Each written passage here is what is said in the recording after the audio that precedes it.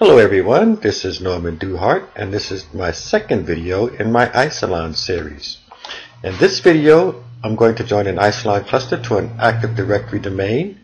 I will configure Smart Connect, SMB shares, and NFS exports. So let's just jump right in and begin by connecting our cluster to an Active Directory domain. There are two ways we can manage an Isilon cluster. One way is from the web UI, and I'll log in here as root. I can also log in as the admin user.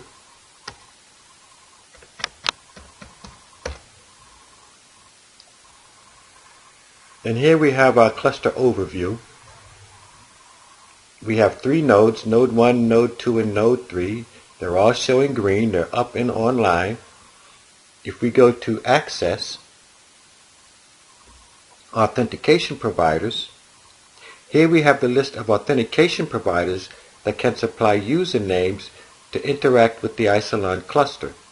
We can have Active Directory, LDAP, NIS, local provider, file provider, and the Kerberos provider that can supply user databases from which we can draw our Isilon users.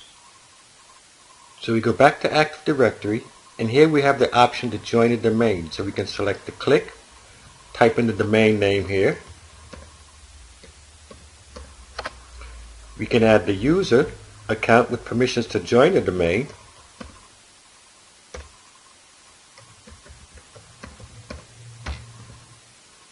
Add the password.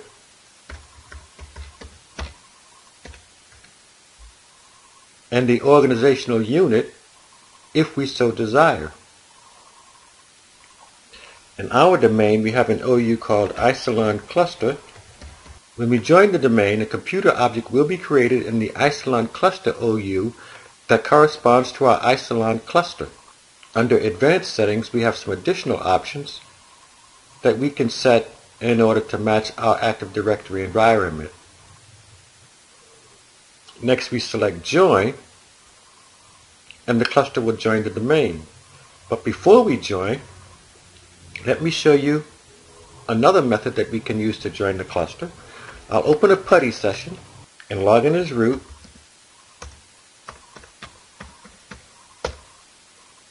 And type Isilon status.